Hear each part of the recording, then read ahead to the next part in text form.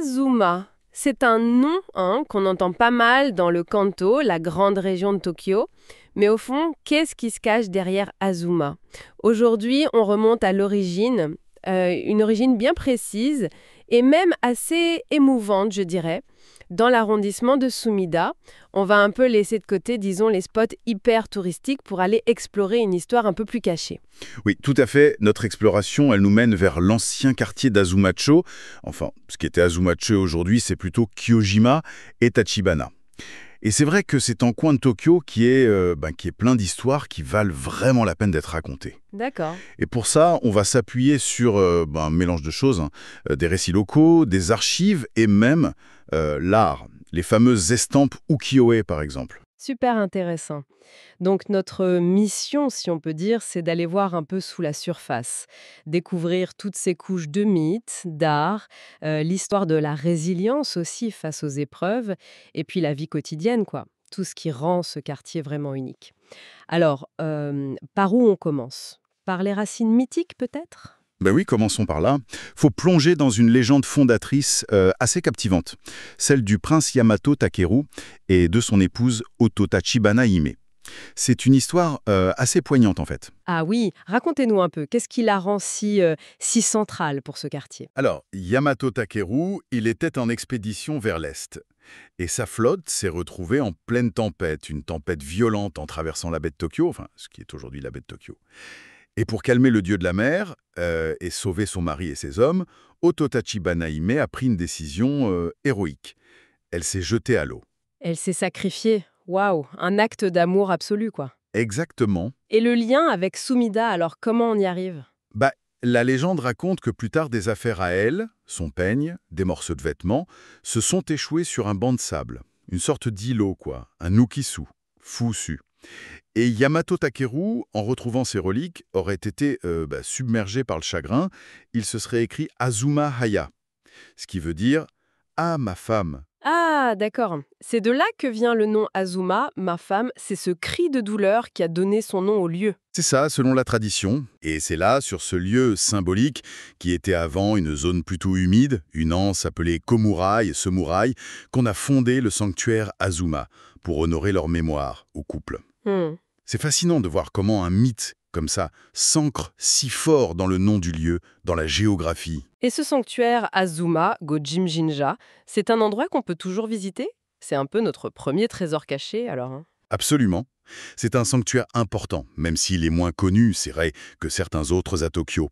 Et il y a une autre légende qui lui est liée, très touchante aussi, celle du Ronri no Kusu, Le Ronrino Kusu? le camprier aux branches s'entrelacées. On raconte que Yamato Takeru aurait planté là les baguettes d'un repas. Et de ces baguettes seraient nés deux camphriers, dont les branches se sont unies, entrelacées en grandissant. Ah, c'est beau. Un symbole d'union conjugale très fort. Ça fait écho à leur histoire tragique. Et on peut encore voir cet arbre. Alors, l'arbre d'origine, il a malheureusement beaucoup souffert avec le temps. Les inondations, il s'est desséché, il y a eu les bombardements aussi. Mais ses racines sont toujours là. Elles sont préservées avec soin dans l'enceinte. C'est un rappel assez émouvant. D'accord. Et il y a un autre détail intéressant. Les komainu. Ah oui, les chiens gardiens. C'est ça. Ceux du sanctuaire Azuma datent de 1773. Et il y a des inscriptions dessus qui montrent qu'ils ont été offerts par des corporations de marchands. Des marchands de poissons, des transporteurs maritimes de Nihonbashi, de Tsukiji. Ah, ça c'est un détail super révélateur. Ça montre que même à l'époque d'Edo, bien avant l'urbanisation folle, ce sanctuaire était déjà important pour les gens qui vivaient de la mer, de la baie. Exactement, sa légende liée à la mer, sa position aussi, sans doute visible depuis l'eau, tout ça en faisait un repère spirituel pour ces communautés.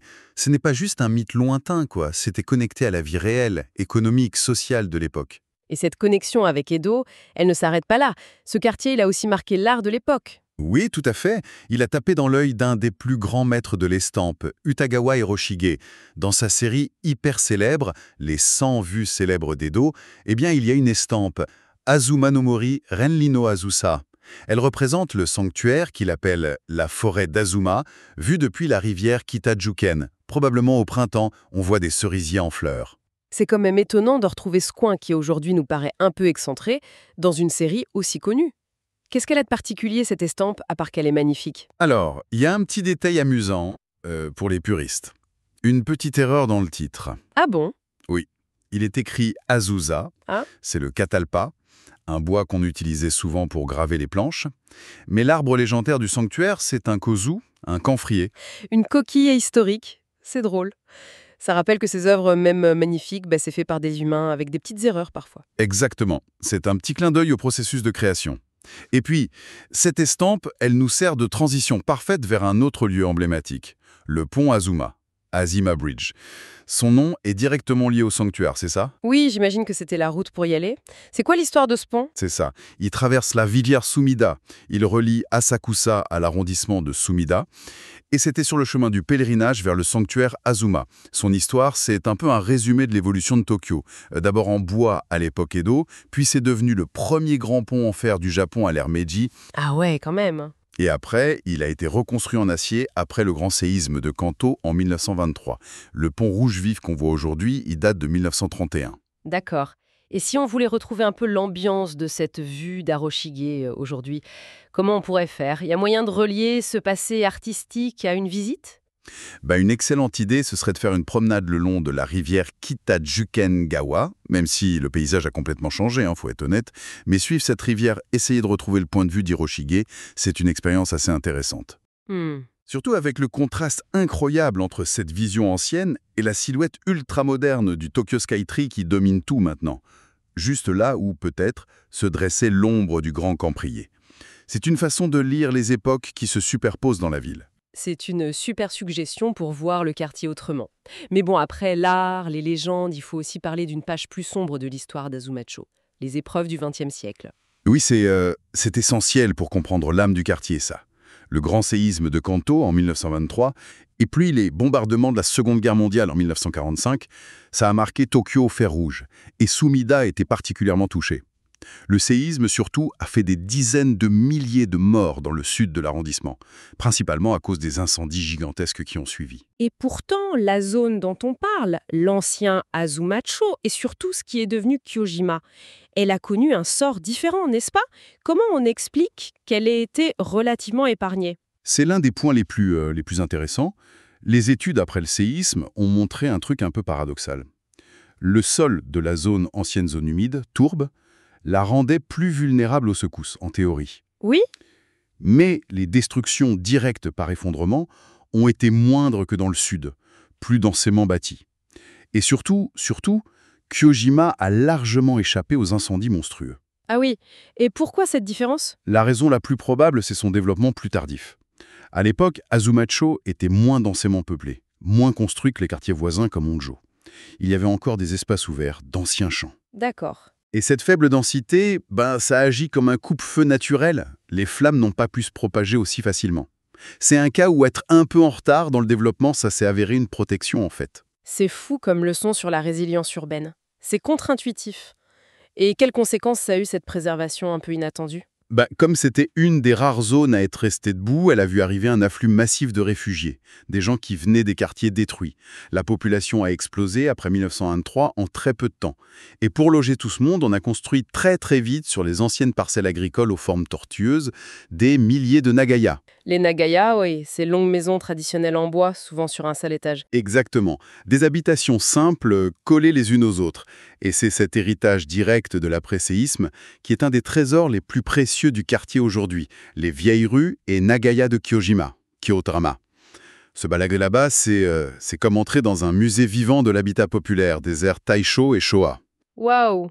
Et ces maisons, elles ont aussi survécu miraculeusement au bombardement de 1945. C'est une atmosphère vraiment unique à Tokyo. Faut y aller pour comprendre. Une vraie plongée dans le temps en plein cœur de la mégapole. On imagine que cette histoire partagée, faite de catastrophes surmontées, de reconstructions rapides, ça a dû forger un esprit de communauté très fort. Ah oui, absolument. Et cet esprit Shitamachi, ou l'âme des quartiers populaires de Tokyo, l'entraide, la proximité, il est particulièrement vivant dans un autre endroit incontournable, la rue commerçante Kirakira Tachibana. Kirakira Tachibana Shotengai. Kirakira Tachibana.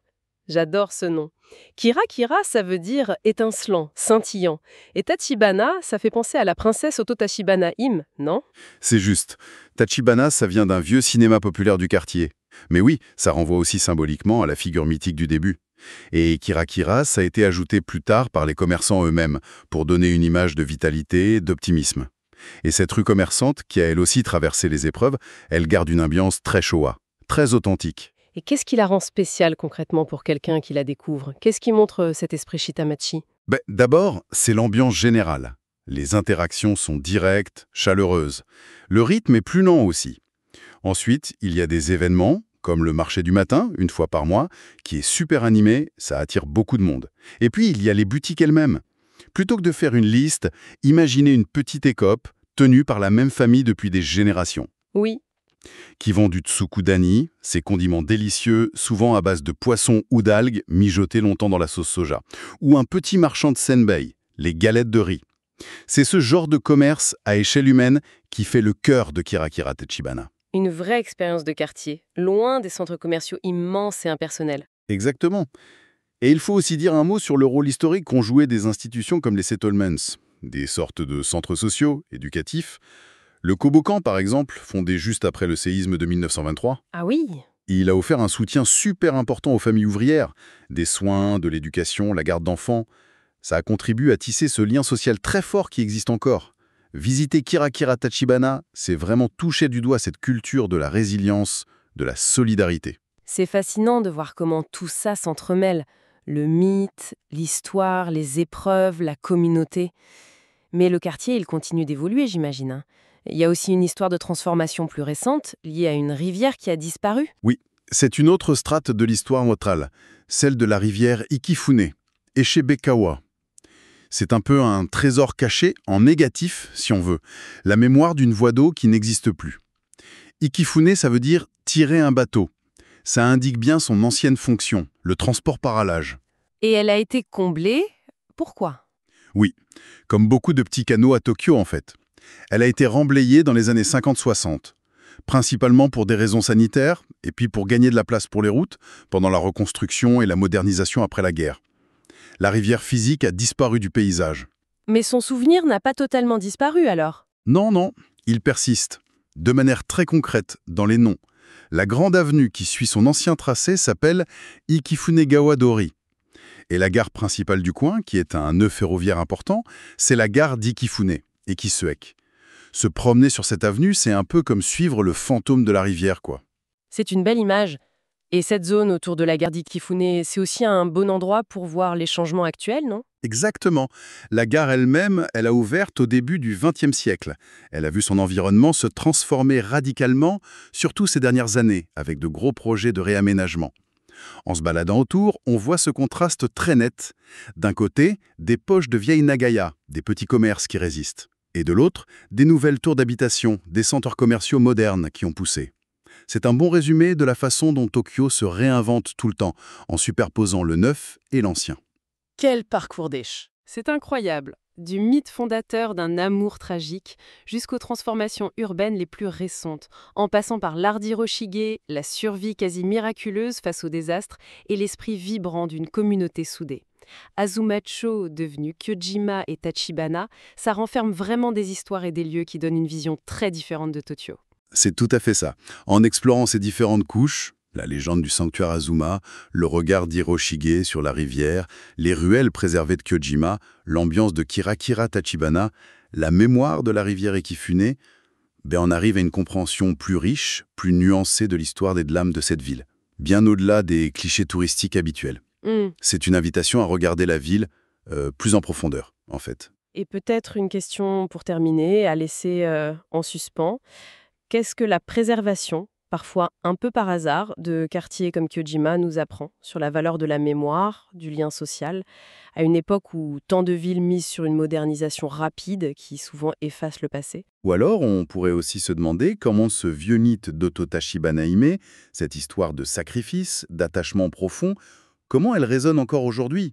Peut-être de façon invisible, dans la force collective, dans la capacité de résilience dont cette communauté a fait preuve à travers le temps. Une piste de réflexion, sur la puissance des histoires cachées.